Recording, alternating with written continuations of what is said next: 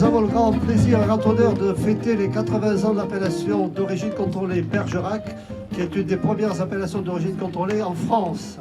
Et donc je suis très heureux, en tant que grand maître du consulat de la vigne de Bergerac, avec M. Daniel Garrigue, le maire de Bergerac, nous allons pouvoir déguster ces vins et voir si ces vins répondent à l'appellation d'origine contrôlée Bergerac. Ce vin est tout à fait conforme à l'appellation d'origine contrôlée Bergerac.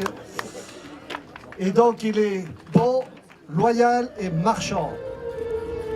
Nous avons d'abord lancé une vaste étude stratégique pour essayer de recentrer nos acquis, nos valeurs, redonner de l'attractivité à nos vignerons et aussi au public, aux consommateurs pour aimer les vins de Bergerac. Ce qui veut dire qu'on va relancer toute une communication en renforçant notre identité.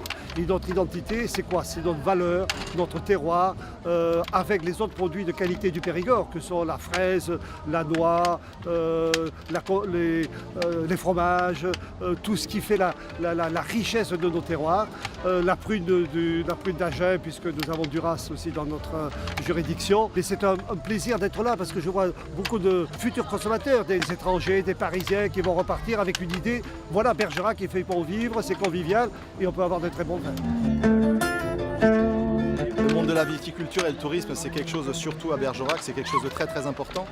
Nous n'avons pas une image extraordinaire à Bergerac, mais par contre nous avons la chance d'avoir quand même du tourisme qui est quand même très très important et c'est pour nous primordial de pouvoir attirer les gens et les touristes pour faire découvrir nos différents produits. Allez Bergerac, ouais!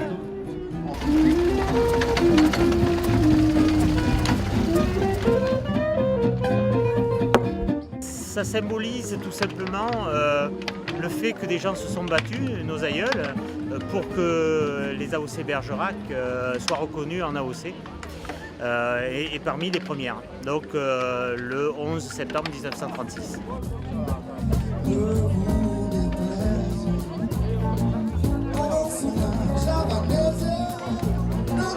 A priori, il y a du monde. Évidemment, on fera les comptes à la fin et on saura si c'est un succès ou pas. Mais en tout cas, pour l'instant, ça se passe très bien. Je m'exprime là en tant que président de l'interprofession des vins de Bergerac, mais je m'exprime aussi, et Jean-François me l'a demandé, en tant que je représente Jean-François Frutérault, le président de la Fédération des vins de Bergerac, qui évidemment est tout à fait sur cette longueur d'onde aussi. Je crois c'est une belle satisfaction de savoir que le Crédit Agricole peut être un partenaire, il a toujours été. Mais je crois qu'on en aura peut-être de plus en plus besoin, que ce soit pour aider peut-être des vignerons en situation difficile, mais surtout pour préparer l'avenir.